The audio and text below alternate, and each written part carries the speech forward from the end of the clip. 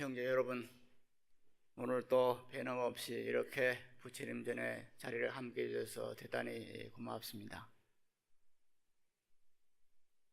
한 이틀 전부터 갑자기 더워졌어요.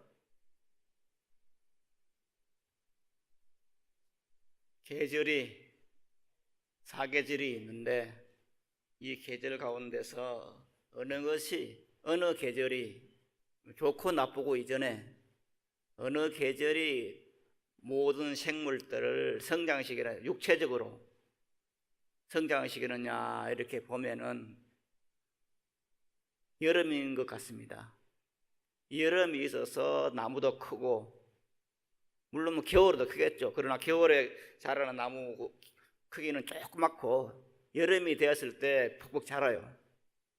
풀도 나무들도 참 여름이라는 것이 있어가지고 이렇게 성장하고 유지되지 않은가 하는 그런 생각을 해봅니다.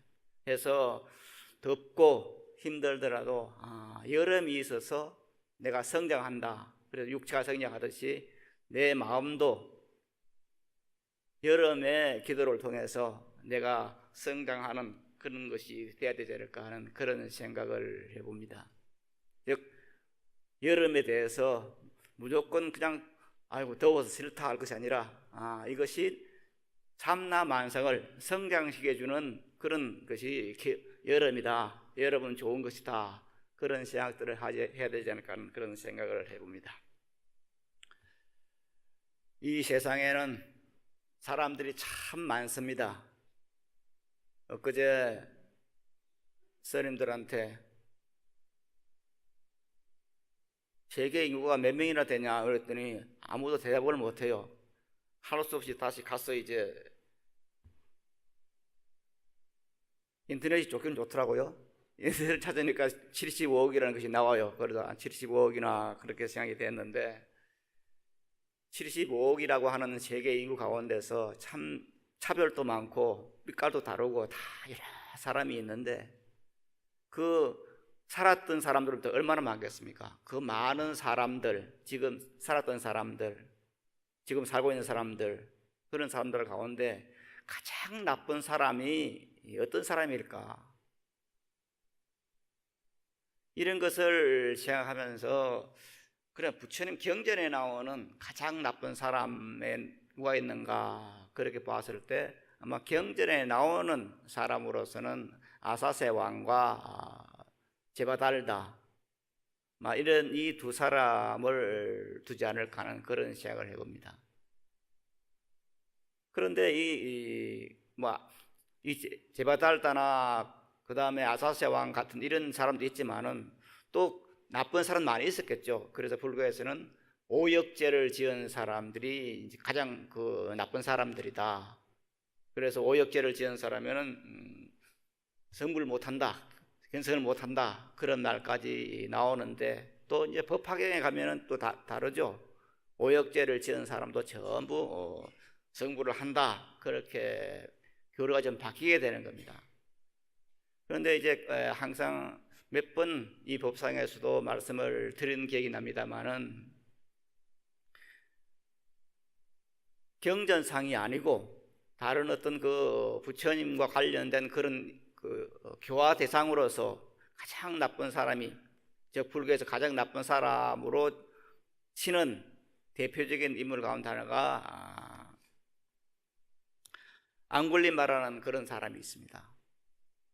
그런데 이 앙굴리마라는 사람이 얼마나 나쁜 사람이냐면은, 얼마나 고약한 그런 사람인가 하면은, 앙굴리마라 경이라는 경이 있는데 거기에 보면은 이 앙굴리마라가 이렇게 나쁘게 된 그 이유를 설명을 합니다.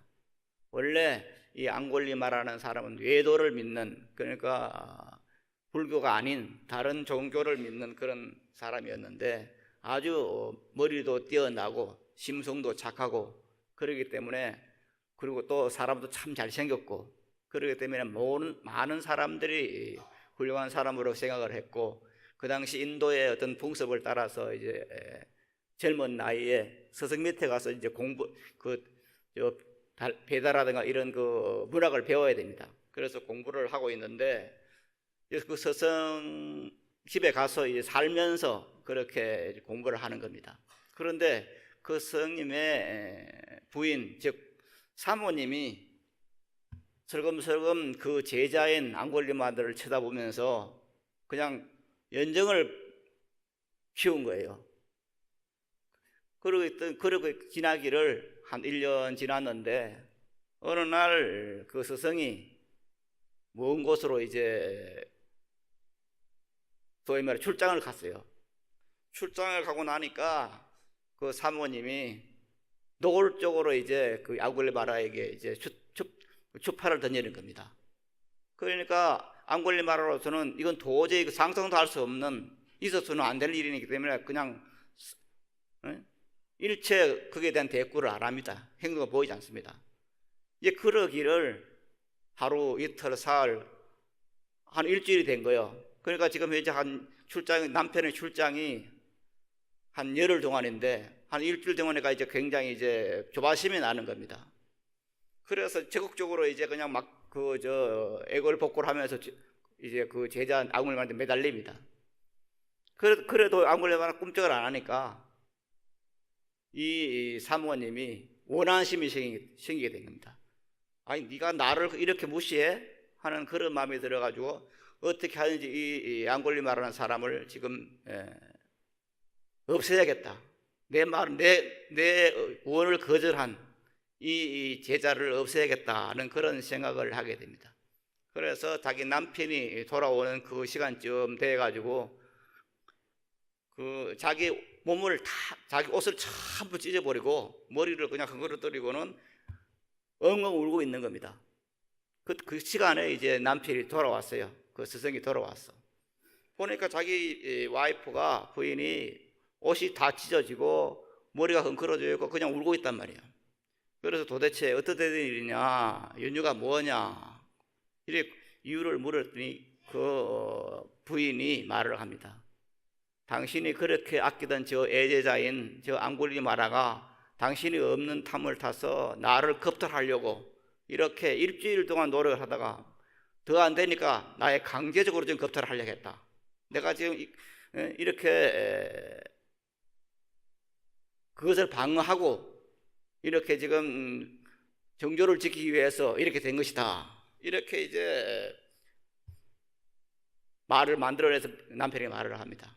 그러니까 그 남편이 볼 때는, 그 스승이 볼 때는 앙골리마라고 지금까지 쭉 지내보면은 사람이 그런 사람이 아닌데 어떻게 이렇게 변할 수가 있을까, 이런 생각이 들어가지고 자, 이 고약한 이 앙골리마라를 어떻게 없앨 수 있을까, 이런 생각을 하게 됩니다. 그래서 옛날이나 지금이나 사람을 죽이면은 죄를 받으니까 자기 제자가 그런 나쁜 짓을 했다 하더라도 죽일 수는 없잖아요. 그래서 어떻게 하면은 이놈을 죽이는 방법, 그것이 무엇일까를 생각하다가 좋은 생각이 떠올랐습니다. 그래서 그 앙골리마를 부릅니다. 아무 일이 없는 것처럼 불러가지고 내가 지금까지 너에게 2, 3년 이렇게 강의를 했고 공부를 시켰는데 내가 이번 출장길에서 생각하니까 내가 이제 공부가 다 완숙해졌다. 그런데 한 가지를 더 해야겠다. 그 한 가지를 마치면은 내가 완전한 공부가 되고 마침내 천상세계에 태어나게 된다. 그렇게 말하는 겁니다. 그러니까 그럼 그것이 무엇입니까? 스승이 시킨 대로 해야죠. 그것이 무엇입니까? 그러니까 칼을 하나 주면서 이 칼을 가지고 처음 만나는 사람부터 시작해서 100명을 죽여라. 그 100명을 죽고 난 뒤에 그 100명의 엄지손가락을 잘라가지고 그걸 가지고 이제 목걸이를 만들어라. 그러니까 보통 우리가 인도 여행 가면은 인도 사람들이 그 꽃목걸이를 많이 달아줘요. 아마 그게 그때부터 있었던 모양이에요. 그렇게 이제 그걸 꽃목걸이처럼 그렇게 엄지손가락 목걸이를 만들어라. 그러면 내가 그렇게 100명을 다 죽였을 때 그때 너는 바로 천상에 태어나는 것이다. 공부가 완성된 것이다. 그렇게 말을 하는 겁니다. 그런데 앙골리마라가 그 스승의 말을 듣고는 참 괴이한 일이다. 어떻게 사람을 죽여서 천사가 태어나는 그런 일이 있을까? 그러면서도 또 스승의 말을 안 들을 수도 없고, 이제 스승의 말을 들었기로 하고 그 칼을 받아가 나옵니다. 그리고 산으로 올라갑니다.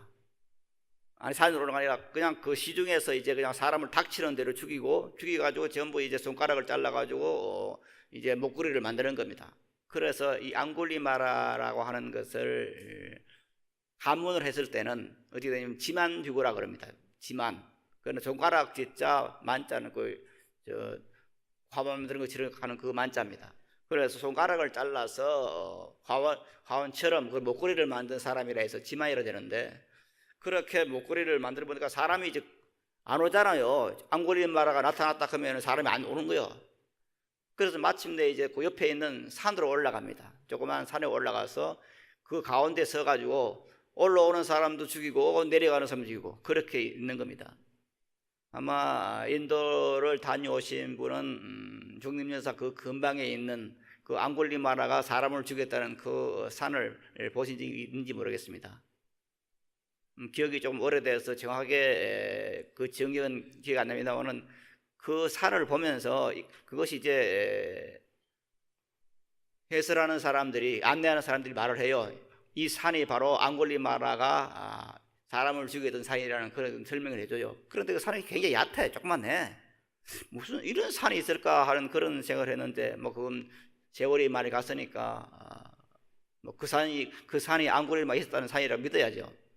그런데 그 산에서 이제 사람을 내려가는 사람, 올라가는 사람, 이제 한 사람 죽이고 거의 이제 99명이 된 겁니다. 바로 그때 이제 부처님께 제자들이 와서 그 사실을 알립니다. 지금 앙굴리마라는 사람이 미쳐가지고 사람을 닥치는 대로 죽입니다. 그래서 이것을 지금 아무리 말릴 사람이 없습니다. 이렇게 이제 부처님께 사정을 말씀드렸어요. 그래서 부처님께서는 내가 이제 가서 그 앙굴리마라를 제대로 할 때가 왔구나, 그렇게 생각을 하고 앙굴리마라를 향해서 이제 제도하기 위해서 길을 떠납니다. 바로 그때 보통 이제 우리들도 이 현대 사회에서도 악인들이 그 나쁜 짓을 하면은, 나쁜 짓들이 예를 들어서 무슨 뭐 어디 올라가서 그냥 위협을 하면은 이제 부모들이 나오죠. 형제들이 나와가지고 이제 사정을 하듯이 그 앙굴리마라 어머니가 듣지 않으니 자기 아들이 미쳐가지고 사람을 그렇게 마구 죽인다 하니까 가서 이제 앙굴리마라를 좀 달래려고 이제 이 동쪽 그 끝에서부터 이 산 위로 앙굴리마라는 그 산 정상을 올라옵니다. 그때 부처님께서는 서쪽으로 해서 앙굴리마가 있는 그곳으로 그 길을 올라가게 됩니다. 그래서 마침내 그 앙굴리마가 있고 그 가운데 칼을 들고 앙굴리마가 있는데, 오른쪽에서는 그 어머니가 이렇게 이제 아들을 설득하기 위해서 먹을 것을 사가지고 이제 올라오고 있는 겁니다. 그리고 왼쪽에서는, 서쪽에서는 부처님께서 앙굴리마라를 제도하기 위해서 이렇게 이제 올라오고 있는 겁니다. 동시에 올라왔어요. 그런데 그때 앙굴리마라는 99명을 죽여가지고 이제 한 사람만 더 죽이면은 이제 천상에 난다고 말을 들었으니까 천상에 돼 있어요. 그래서 한 사람이 오기를 기다리는 겁니다. 그래 보니까 자기 어머니가 오고 있는 거예요. 근데 어머니를 안 보이는 거예요. 그리고 이제 자기 어머니를 죽이려고 이제 칼을 들고 여인아 섞으라고 가. 그런데 저쪽에서 부처님께서 오셔가지고 여기 내가 있다, 그렇게 이제 말을 하는 겁니다. 그러니까 척 보니까 어떤 머리 깎은 그냥 사람이 그렇게 이제 서 있거든요. 그러니까 부처님 앙굴리마라가 그때 정신이 좀 들어가지고 저쪽에 서쪽에서 오는 사람, 올라온 사람은 자기 어머니고, 지금 동쪽에서 오는 저 사람이 지금 자기 관계 없는 모르는 사람이구나 하고는 자기 어머니 죽이는 것을 포기하고 이제 부처님 전으로 고개를 들립니다. 독에서 부처님 죽이려고 이제 달려드는 겁니다. 그런데 부처님께서는 그 달려들은 앙굴리마라를 피해가지고 멀찌감치 물렀습니다. 그런데 앙굴리마라가 아무리 부처님을 죽이려고 달려들어도 항상 부처님하고 자신의 거리는 이제 유지가 되는 겁니다. 그러니까 앙굴리마라 아가라 그렇습니다. 산문아 멈춰라. 이렇게 악을 씁니다. 그러니까 부처님께서 하시는 말씀이 나는 이렇게 멈춰 있다. 너가 지금 헐떡이는 그 마음을 쉬어라. 너가 지금 달려오고 싶은 나를 주기 위해서 달려오고 싶은 그 마음을 쉬어라. 이렇게 말을 합니다. 그런데 아무리 그 말을 듣고서도 부처님을 죽이려고 뛰어가지만은 항상 부처님과 자신의 그 거리는 유지가 되는 거예요. 그러다가 아마 한 몇 시간을 그렇게 그냥 그 제자리 뛰기를 한 겁니다. 그러다 보니까 지치게 됐어. 지쳐가지고 푹 쓰러집니다. 그럴 때 부처님께서 거기 가서 쓰러진 앙굴리마라에게 말합니다. 이제 정신이 들었냐? 이렇게 말씀을 드리니까 그때는 이제 눈을 뜨는 겁니다. 그리고 자기가 너가 지금 무슨 짓을 했는지 알겠느냐? 그렇게 말을 하니까 그때 앙굴리마라가 내가 뭔가 잘못되었구나. 그걸 알고는 부처님께 제가 지금 사람을 죽인 것 같습니다. 크게 잘못을 저질렀습니다. 이렇게 이실 직구를 하니까 부처님께서 그래 그러면은 내가 있는 중림정사로 가자. 그리고 앙굴리마라를 데리고 이제 그 중림정사로 가게 됩니다. 바로 그때 아사세 왕이 이제 사람이 대낮에 사람을 죽인다고 하니까 이제 경찰을 요즘 같은 경찰이죠. 경찰을 불러가지고 잡으러 갑니다. 잡으러 가니까 앙굴리마라가 벌써 그냥 부처님을 따라서 중림정사가 없어. 그러니까 부처님께 앙굴리마라를 찾아가지고 이제 그 아사세 왕이 그 길을 갑니다. 중림정사 갑니다. 가서 여기에 살인죄를 사람을 99명이나 죽인 그 범죄자가 있다는데 부처님 내어주십시오. 잡으러 왔습니다. 이렇게 말씀을 드립니다. 그러니까 부처님께서 이미 앙굴리마라는 절에 와 있다. 그러니 나는 내어줄 수가 없다. 이렇게 이제 말씀을 드리니까 어쩔 수 없이 부처님 그렇게 이제 그 범죄자를 살인자를 못 내주겠다 하니까 이제 그 아사세 왕이 돌아가요. 이것이 이제 아마 경전에 나타나는 종교에 나타나는 어떤 종교 장소에 절이든 교회든 성당이든 그곳에 범죄자가 들어가면은 경찰권을 행사할 수 없는 그런 것이 아마 이때부터 생긴 것 같아요. 그래서 이제 국가의 권력하고 지금 그 종교의 어떤 그 힘하고 이것을 어떻게 조화를 시키냐 하는 것은 이게 법학자들이 알아서 할 일입니다만은 여하튼 거기에서는 이제 부처님께서 앙굴리마라를 내어주지 않습니다. 내어주지 않고 그냥 아사세 왕을 하여금 돌아가게 합니다. 그러니까 돌아가게 하니까 아사세 왕은 그냥 두말 않고 알았습니다 하고 그냥 돌아가서 그 자리에서 앙굴리마라는 며칠 있다가 거기서 이제 스님이 되는 겁니다. 제가 출가를 하고 싶습니다. 그러니까 출가를 하게 되는데 이제 문제가 그 당시는 이제 그냥 어떤 사람이든 간에 제가 출가를 하고 싶습니다 하면은 부처님께서는 설레비구다 잘 왔다 비구야 하면 그게 바로 수계입니다. 특별한 의식이 없어요. 이제 이런 것 때문에 지금도 종단에서는 이제 요즘은 많이 완화돼 가지고 거의 50세인가 되는데 출가할 수 있는 연령 제한을 뒀어요. 연령 제한을 둬 가지고 이제 요즘 한 50세인지 모르겠습니다. 하여튼 그 법을 정할 때는 그때 40대로 했어요. 40살까지는 괜찮다 그렇게 됐는데 이래 보니까 이런 그 아사세 왕과 어떤 그 앙굴리마라가 스님이 되는 그 과정과 비교를 해서 아무나 다 스님이 되는데 왜 그렇게 그냥 연령을 정하고 학력을 정하고 그러냐 이런 그 어떤 계율 중심의 스님들이 많이 주장을 했어요. 그러나 그건 아니다. 현대사회는 현대사회에 맞게 어떤 너무 나이가 많아 출가를 하면 안 되지 않냐.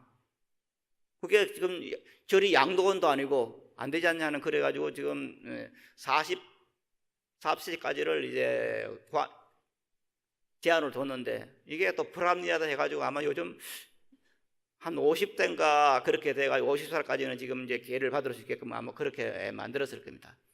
여하튼 이렇게 앙굴리마라는 그렇게 이제 스님이 됐어요. 스님이 돼서 아주 열심히 수행을 했어요. 그래서 아라한이 됐어. 아라한과를 전득했어. 자, 여기서 이제 경전 중에서 제일 경전에 등장하는 그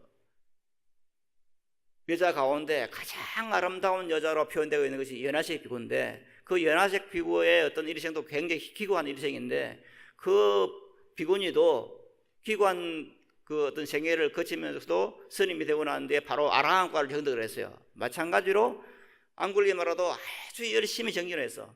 그래서 멀지 않아서 바로 아라한과를 정득했어요.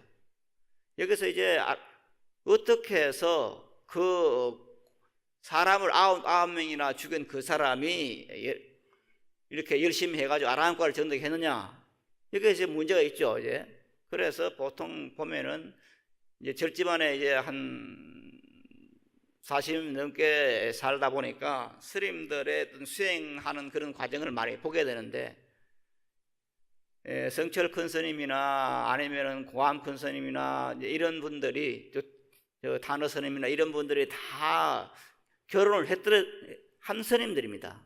그래서 자식도 낳고, 그런 스님, 물론 고암 스님은 자식은 결혼했지만 자식을 낳지는 않았어요. 그런데 그런 큰 스님들이 예상외로 결혼을 많이 했어요. 그런데 왜 그렇게 결혼을 해서 출가를 한 그런 스님들이 더 큰 스님이 되느냐 하는 그런 문제는, 이제 이 앙고리마라나 연화색 비구를 생각해 볼 때는, 세속에 있으면서 어떤 세속의 생활이 얼마나 고달픈가, 그리고 인간이 무엇인가 하는 데 대한 크게 어떤 회의를 갖고 의심을 갖고, 그것을 인간이란 무엇인가 하는 것을 해결하기 위해서 그런 간절한 마음이 도심을 더 크게 하고, 그런 결과로 그렇게 이름난 큰 스님들이 되지 않았나 하는 그런 생각도 하게 됩니다. 여하튼 이렇게 앙골리마라는 아라한과를 정득하게 됩니다. 이렇게 되니까 지금까지 이제 열심히 참 동진출가해서 열심히 수행한 스님들도 아라한과를 정득 못했는데, 아니 사람을 99명이나 죽인 그 앙골리마라가 불과 몇 년 사이에 아라한과를 정득했다, 그 인가 스님 부처님께서 인가를 해줬으니까 이게 이제 이상해지는 겁니다. 그럼 우리는 뭐야? 우리 어릴 때부터 절에 와서 열심히 공부하고 우리는 왜 아라한과를 정득 못하고 늦게 사람을 99명이나 죽고 난 뒤에 절에 들어와가지고 지금 스님이 됐는데 몇 년 돼가지고 아라한과를 정득하다니, 이건 말이 되지 않지 않냐 하는 그런 이제 말이 이제 나오는 겁니다. 이것은 요즘 우리 종단에서도 마찬가지인데, 이제 스님들이 이제 뭐 동년 출가는 아니라도 20대 출가를 해서 평생을 이제 사는 그런 스님도 있고, 지금 말씀드린 것처럼 이제 한 50대 중반이 돼가 출가를 해가지고 스님이 돼가지고 이제 의한 스님이 돼 있어. 그러면 어릴 때 스님이 된 사람들을 봐서는 지금 뭐야? 나는 지금 뭐 했어? 이런 생각이 들게 되는 겁니다. 지난 이야기입니다만은 한번 이제 우리 한탑 스님, 그러니까 초대 회장을 했던 김경만 법사가 이제 출가를 해서 한탑 스님이라는 이름을 받게 되었어요. 그래서 큰 스님께서 한탑 스님을 이제 그 머리를 깎았으니까 이제 법사로 이 법상에 앉히겠다 그러는 겁니다. 그래서 제가 그랬습니다. 한탑 스님이 지금까지 어제까지 머리를 기르고 있다가 오늘 머리 깎았다고 지금 법상에 앉히면 저는 뭐합니까? 이렇게 당돌하게 이제 말씀을 드렸어요. 저는 지금 20대 초반에 들어와가지고 지금까지 있는데, 한탑 스님이 이제 바로 지금 들어가 머리 깎고 지금 법상에 앉으면은, 우리 젊은 스님들은 뭐가 됩니까? 이게 이 공평하지 않다. 아무리 학식이 뛰어나고 불교를 많이 안다 하더라도, 수행이다 하더라도 이건 현실적으로는 그건 아니지 않냐, 그렇게 말씀을 드렸더니 스님께서 순순히 그래 네 말이 맞다 하고는 한탑 스님 법문을 그냥 취소시켜 버렸어요. 저는 지금도 그것이 맞다 생각해요. 바로 그 출가를 해서 법력이 있다 하더라도 젊은 스님들의 어떤 그 사기라든가 그런 걸 생각할 때는 조금 한 몇 년 지나고 난 뒤에 법문하는 것이 맞지 않나 하는 그런 생각도 지금도 합니다. 물론 그 당시 제가 스님께 그런 말씀드린 것은 참 당돌했다.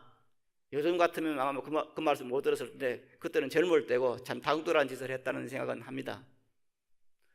여하튼 차치하고 일단 지금 뭐냐, 그 기존에 스님들이 이 앙골리마라가 아라한과를 정득했다고 부처님께서 그렇게 인가를 해주니까 이제 반발이 나는 것이죠. 이게 뭐냐, 뭐가 잘못된 거 아니냐, 이런 그 말이 생기게 되는데, 자, 여기서 이제 우리들은 무엇을 할 수 있느냐 하면은, 어떻게 해서 49명이나 사람을 죽이고 늦게 출가를 한 그 앙골리마라가 불과 2, 3년 사이에 아라한과를 정득했는가 하는 문제입니다. 즉 이 말은 죄를 지었든 말았든 관계없이 사람의 성품이 본래 성품이 어떤 것인가 하는 것입니다.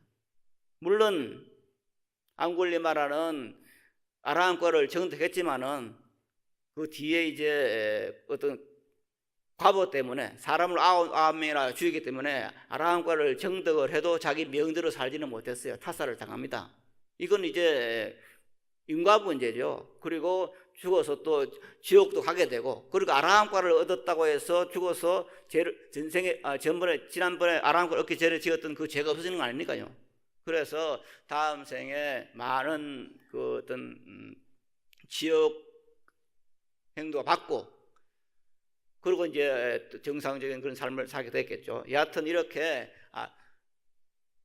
앙골리마라가 아라한과를 정득했다는 그 사실은 수행에 관계없이 인간이 가지고 있는 본성 자체입니다.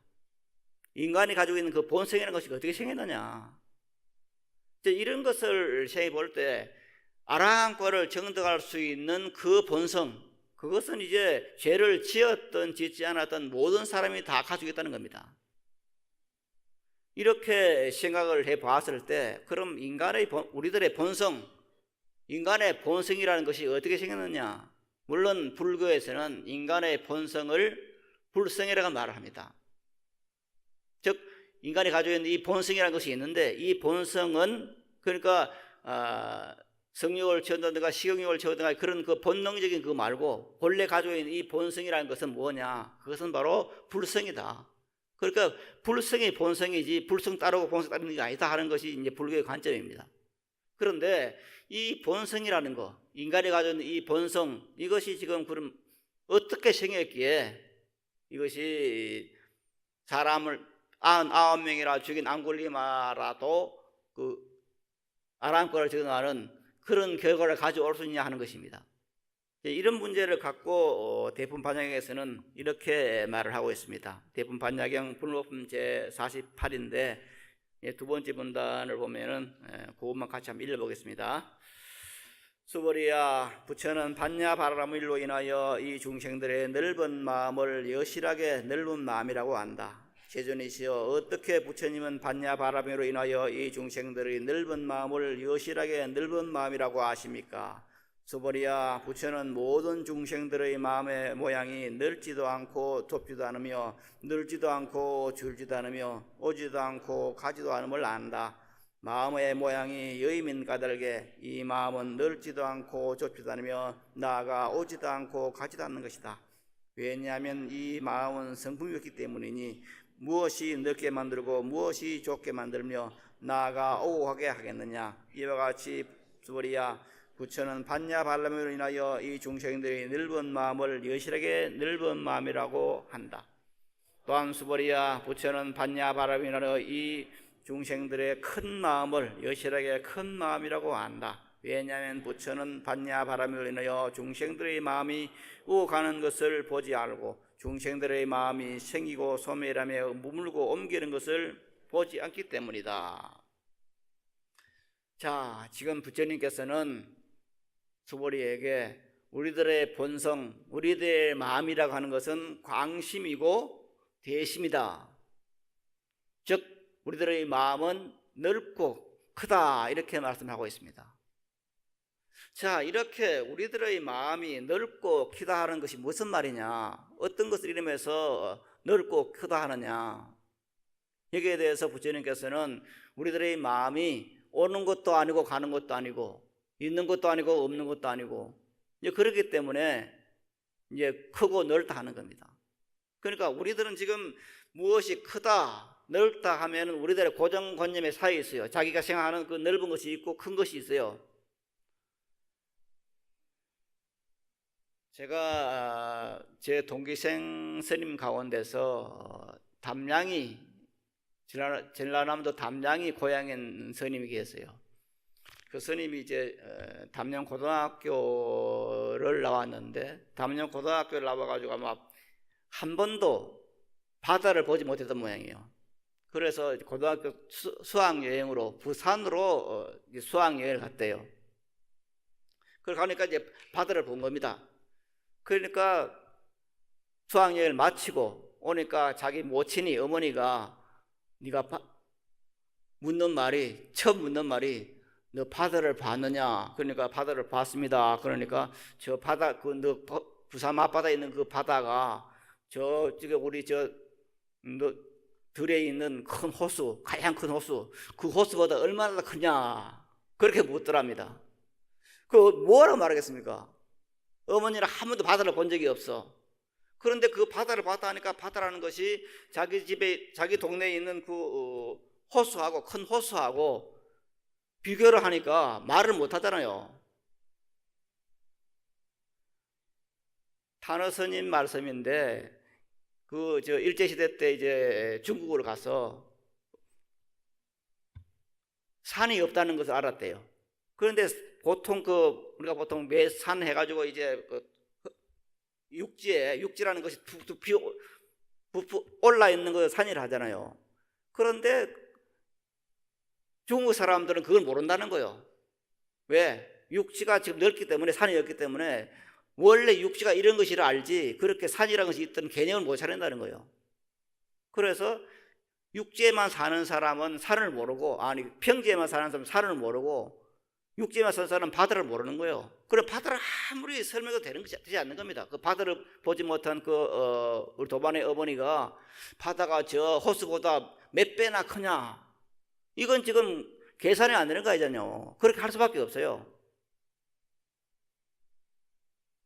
이렇게 우리가 알지 못하는 어떤 개념에서는 무엇을 크다 적다 할 수가 없어요. 사실 바다가 크냐 적으냐, 이거는 그 바다를 보지 못한 사람에 있어서는 이게 해당되는 게 아니에요. 그리고 또 하나, 이 바다, 보통 이제 우리가 마음을 말할 때 이제 허웅이라는 것을 많이 비유를 합니다. 그래서 허웅을 우리 마음에 비유하는 것이 제일 적정한 것인데, 그래서 경희에도 많이 비유를 하고 있습니다만은, 자, 우리가 보고 있는 이 허웅이 우선 있느냐 없느냐 하는 문제가 생깁니다. 허웅이 있느냐? 예, 있습니다. 어디 있어? 없는 것 같네요. 허공이 가느냐? 허공이 없느냐? 또 있어요. 그럼 허공이 가느냐? 가지는 않은 것 같아. 그럼 오느냐? 오는 것도 아니에요. 내가 지금 여기 있다가 미국이라는 나라를 가면은 허공은 이미 와 있어. 본래부터 그 있는 겁니다. 이렇게 허공이라고 하는 것은 가는 것도 아니고 오는 것도 아닙니다. 있는 것도 아니고 없는 것도 아니에요. 그렇다고 딱히 없는 것도 아니에요. 자, 이렇게 허공이 거리가 끊어지고 대수가 끊어지고, 그리고 허공이 얼마나 크냐 물을 때 우리는 뭐라 말합니까? 허공이 얼마나 큽니까? 어린 아이한테 말할 때 뭐 하늘만큼 땅만큼 크다, 그렇게 말할 수는 없잖아요. 우리는 허공에 대해서 크기를 짐작할 수가 없어요. 왜?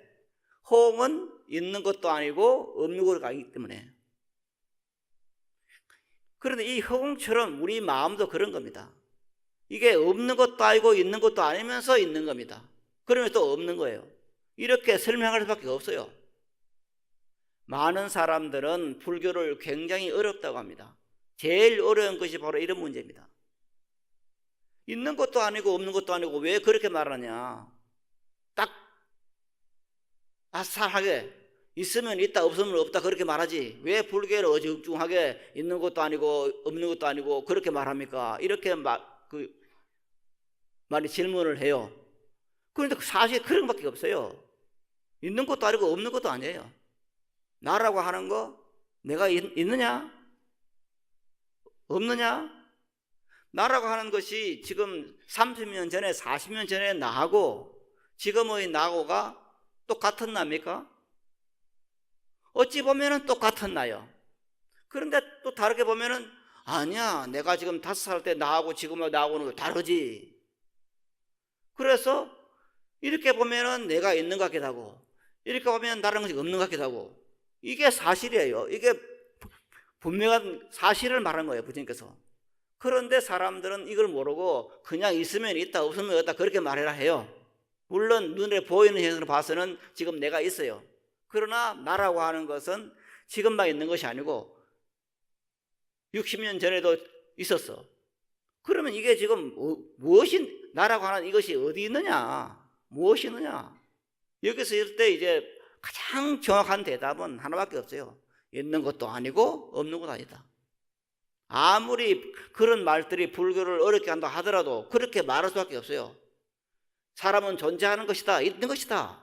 그렇게 말할 수는 없잖아요.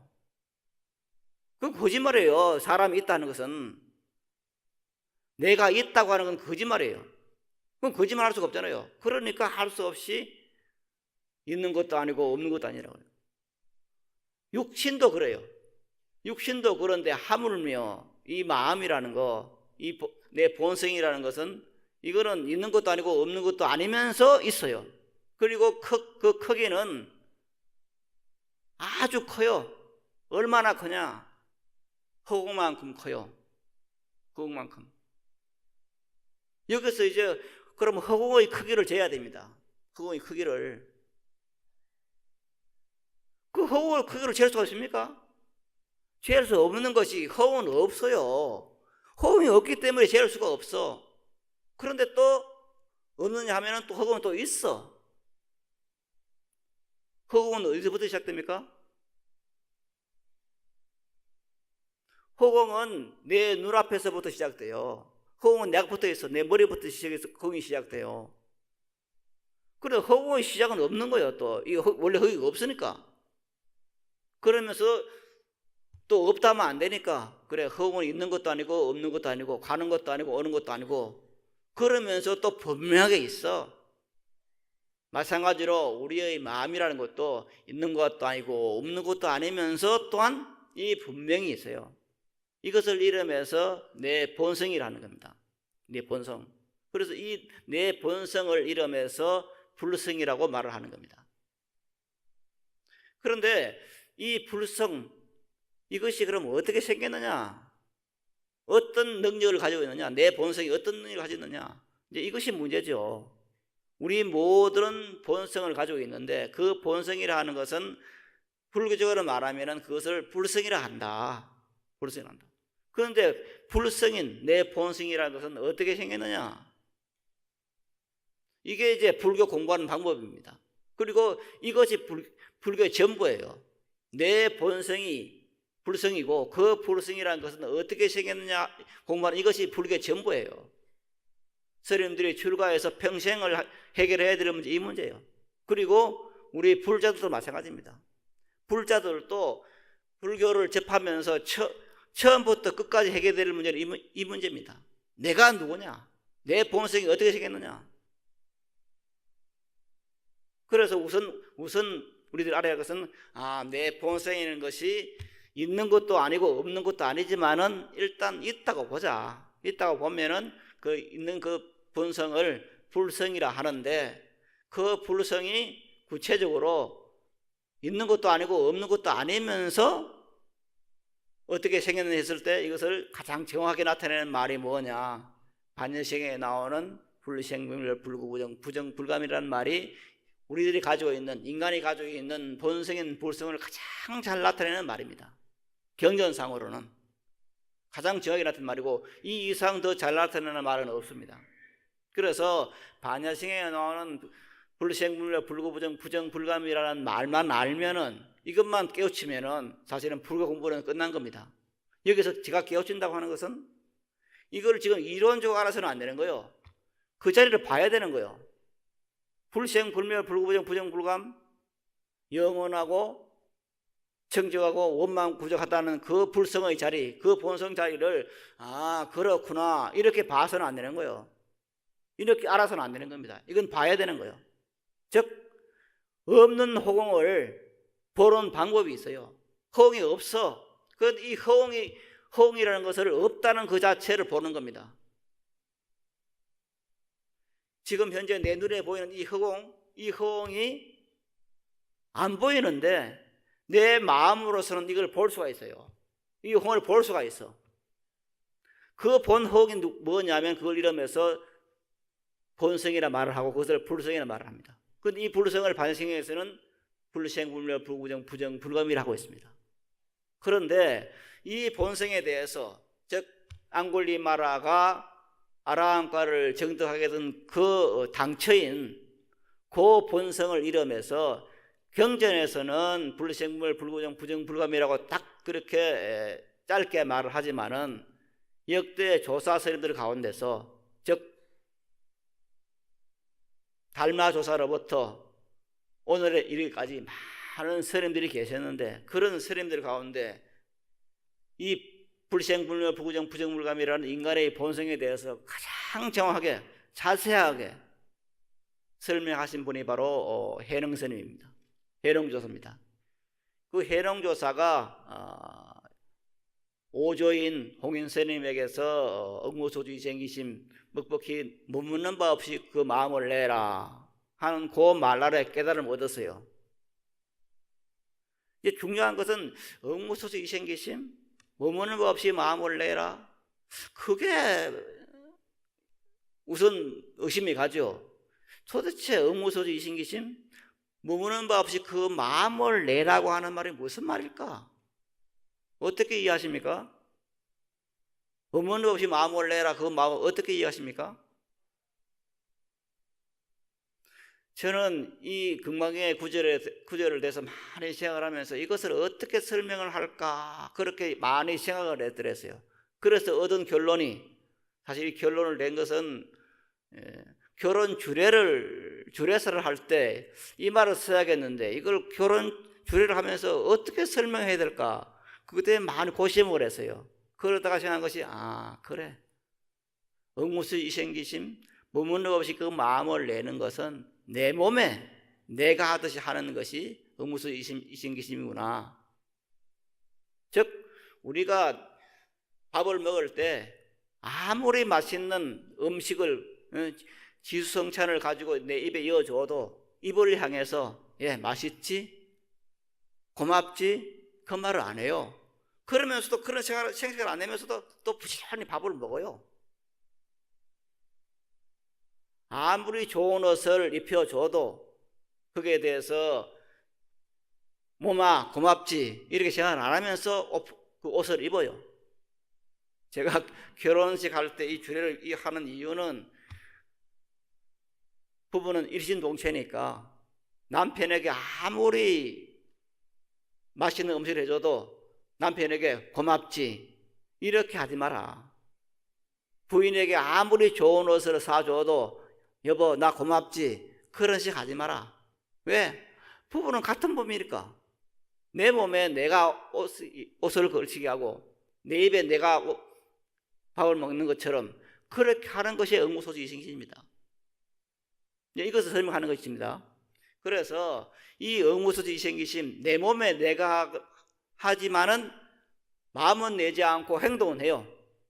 이것을 이제 응무소주 이생기심이 하는데 그 응무소주 이생기심이라는 말 아래 그때 이제 노행자입니다. 아직 스님이 안 됐으니까 노행자로서 이 강의를 듣고 바로 그 강의를 듣고 이 홍인스님의 이 말에 응무소주 이생기심 머무는 것 없이 마음을 내라 하는 그 말 아래 깨달음을 얻어가지고 이제 오도성을 읊습니다. 어떻게 하느냐?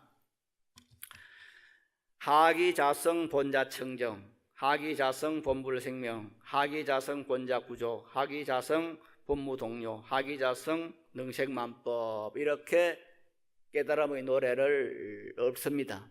오도선을 읊으니까 그때 공인스님께서 해농조사를 인가를 하고 이제 어발을 전하면서 너가 이제 육조가 됐다 그렇게 말씀을 합니다.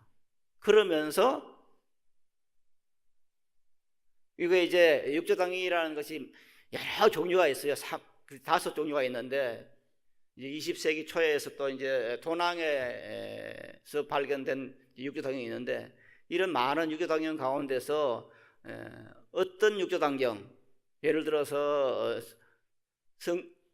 동천사번이라는 그런 육조당에서는 또 어떤 말이 나오냐면은 해능조사가 이렇게 이제 하기자성 능색만법 이렇게 읊으니까 그때 공인대사가 이제 노행자에게 앞에 스님은 안 되는데 노행자한테 말을 합니다. 너는 이제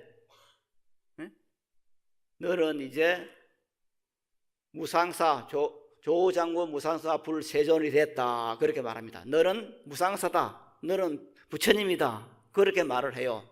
이게 이제 육조당에는 지금 말씀드린 것처럼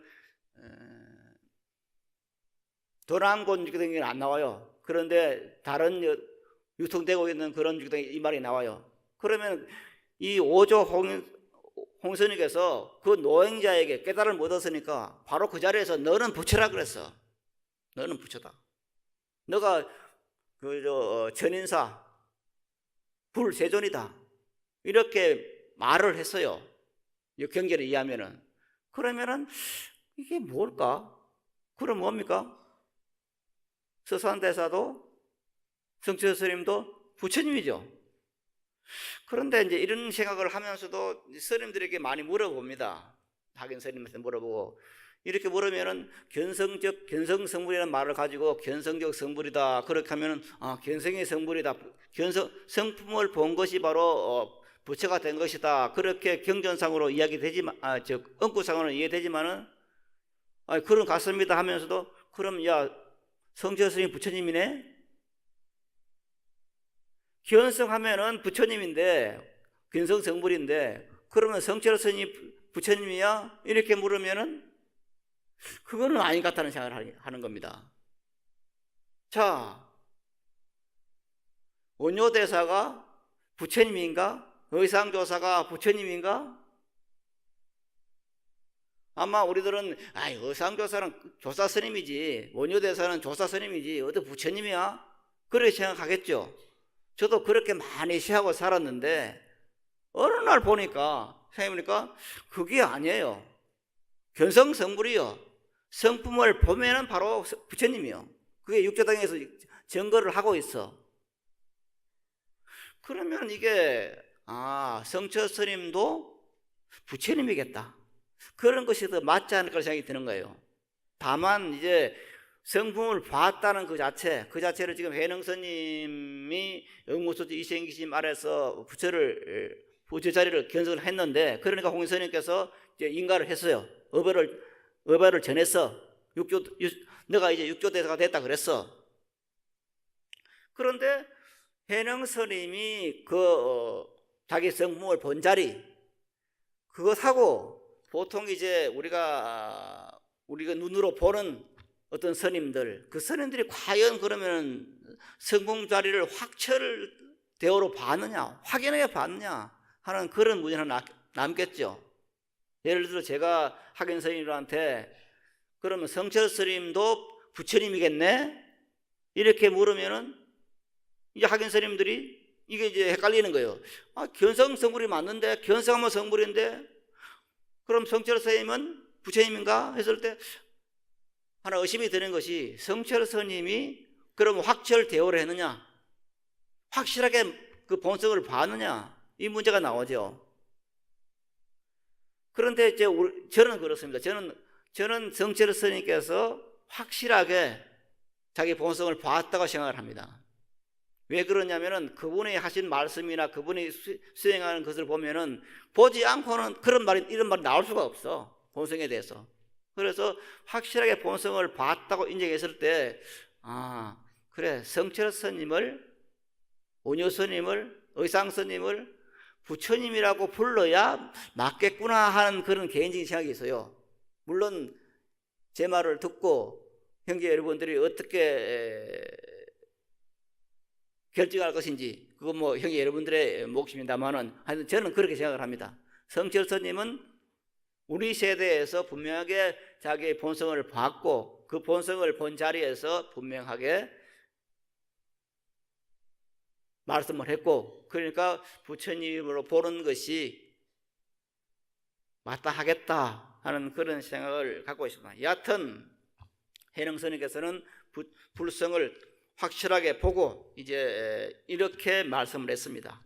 이게 이제 이 5구절인데 이 5구절이 거의 반야신경하고 동일한 것입니다. 반야신경에는 불생문일 불구정 부정불감이라고 이렇게 세 구로 말씀하겠습니다만 여기서는 5구인데 하기자성 본자청정 어찌 나의 본래 성품 자리가 본래 청정한 것을 청정한 그 자리인 것을 알았겠습니까?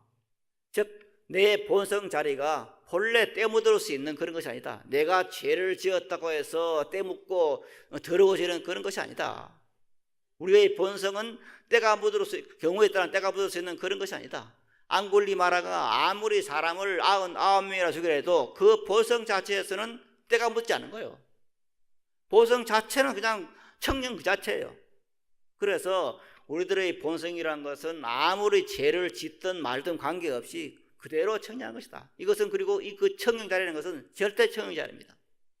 절대 청정 자리이기 때문에 이것은 어떤 경우에 의해서 사정에 의해서 더러워지는 것이 아니에요. 여기서 보통 우리가 칠불통객에 즉 제약막작 중선봉행 자정기 하는 그 말 시제불교 그러니까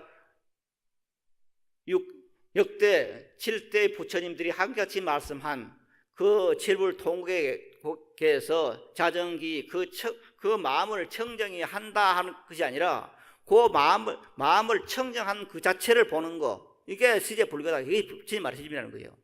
그래서 우리들의 본성자리는 아무리 죄를 지었던 어떤 곳에 있더라도 내 본성자리는 결코 더러워지지 않는 본래 청정한 그 자리다. 그래서 이 자리를 지금 그 자리로 지금 우리는 살자고 하는 겁니다. 불자들은 이것을 알고 이 자리에 살자고 하는 겁니다. 내 본성은 더러지 않는다. 그래서 내가 지금 현재 무엇은 잘못을 저질러가지고 그런 일이 벌어지더라도 내 자신이 본래 청정 자리라고 하는 그 자체를 돌이켜가지고 그 본성 자리를 회복해야 된다. 이게 불자들의 삶입니다. 그리고 두 번째가 이제 본불생멸. 이게 이제 어찌 내 본성이 본래 생멸하지 않는 것을 알아서리요 하는 말인데 이게 이제 반야신경에 나오는 불생불멸입니다. 그런데 왜 불생불멸이냐?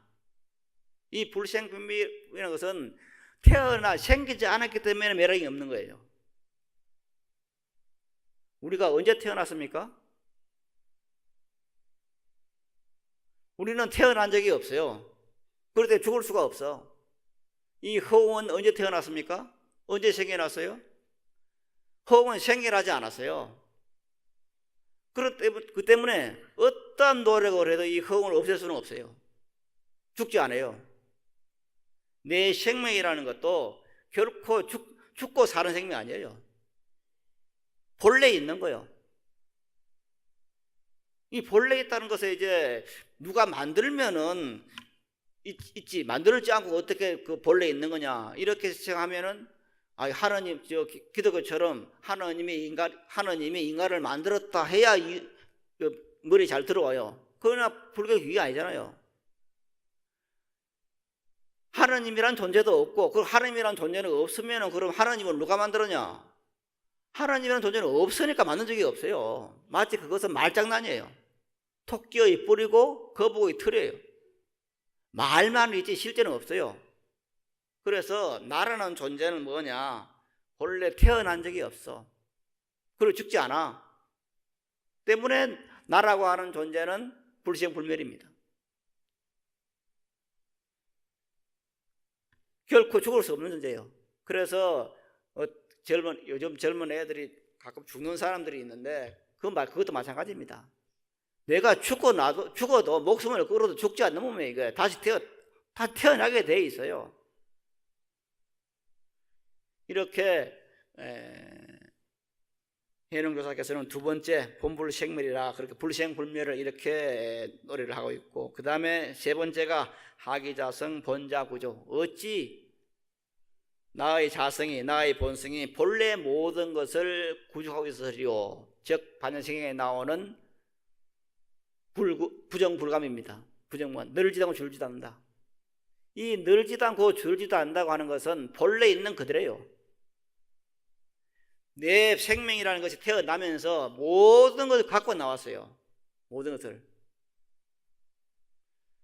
가끔 이제 석촌호숫가를 이렇게 산책을 하다 보면은 그 구청에서 글자를 써놨어요.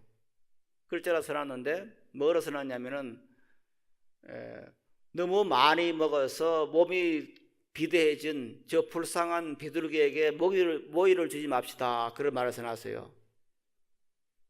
그 글귀를 보면서 그래, 참 맞는 말이네.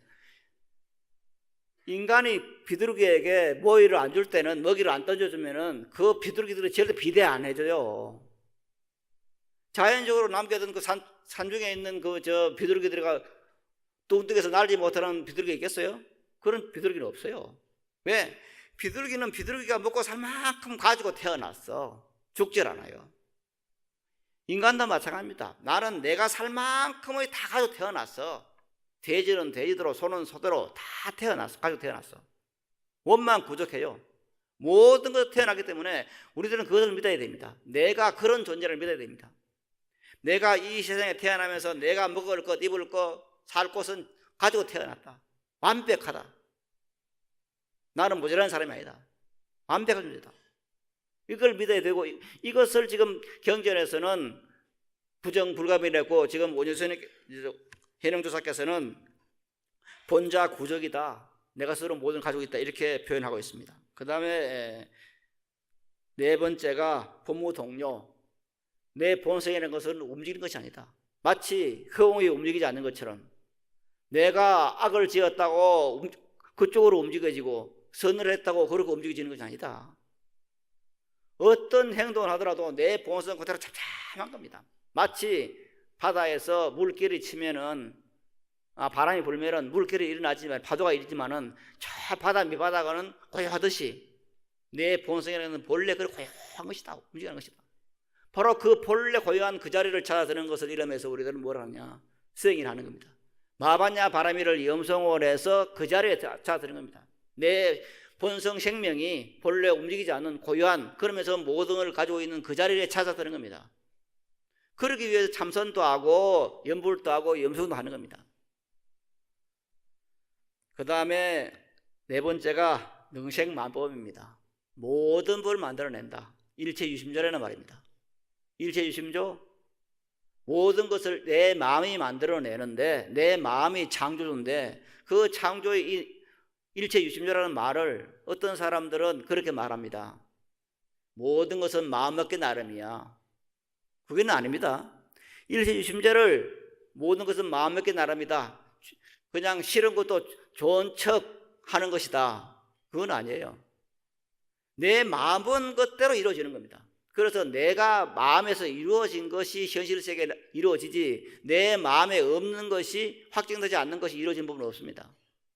나는 행복이 있다는 상황 속에 있을 때 내가 행복해지는 것이지, 나는 참 지지분한 그런 상태에 있어 하는 사람에게는 행복이 오지 않습니다. 이렇게 내 본성이라 하는 것은 모든 법을 만들어내는, 안법을 만들어내는, 좋고 싫고 있고 없고 한 그 모든 것을 만들어내는 마치 화수분 같은 존재입니다. 화수분에서는 모든 것이 그냥 나오잖아요. 보물도 나오고 꽃도 나오고 물도 나오고 다 나와요. 마찬가지로 내 마음에서 모든 것이 나오고 있는 겁니다. 이것을 믿어야 됩니다. 내 마음에서 모든 것을 만들어낼 수 있다. 아니, 내가 그런 걸 가지고 있다. 저 허공처럼 넓은 내 마음속에 온갖 것을 다 지금 저장해 두었어요. 우리는 이것을 내어 쓰면 돼요. 어떻게 내어 서느냐? 그 방법이 마바냐 바라밀입니다. 내가 마바냐 바라밀을 염소로 했을 때 내가 저장하고 있는 그 모든 공덕들이 그런 갈무르고 있는 것들이 그냥 현현되는 겁니다. 이게 이제 한문으로 하면 현현인데 나타나게 되는 겁니다. 내가 지금 실제로 쓸 수 있게 되는 겁니다. 왜? 내가 지금 가지고 있으니까.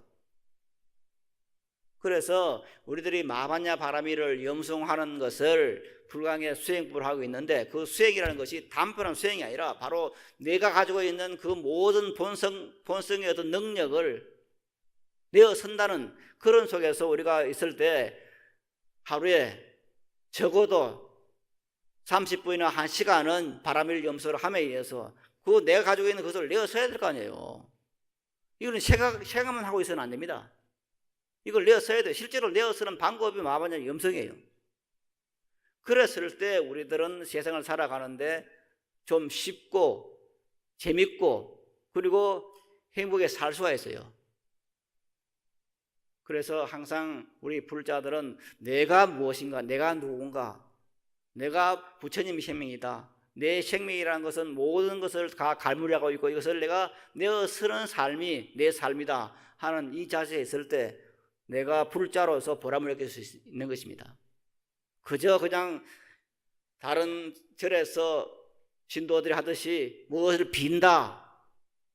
뭘 빕니까? 비는 것이 아니에요. 믿는 겁니다. 내 속에 있는 것을 내어 쓰는 것을 믿는 것이지 빌어서 되는 것이 아니에요. 서로를 비빈다고 되는 게 아니고 이거 이루어져서 그렇게 되는 게 아니에요. 그래서 이 도리를 분명히 알고 우리가 우리 불광 형제들로 불광 불자로서 마바냐 바라밀을 열심히 해서 모두가 성취하고 항상 즐거운 그런 삶이 유지되기를 바라면서 오늘 여기서 마치겠습니다. 여러분 대단히 고맙습니다.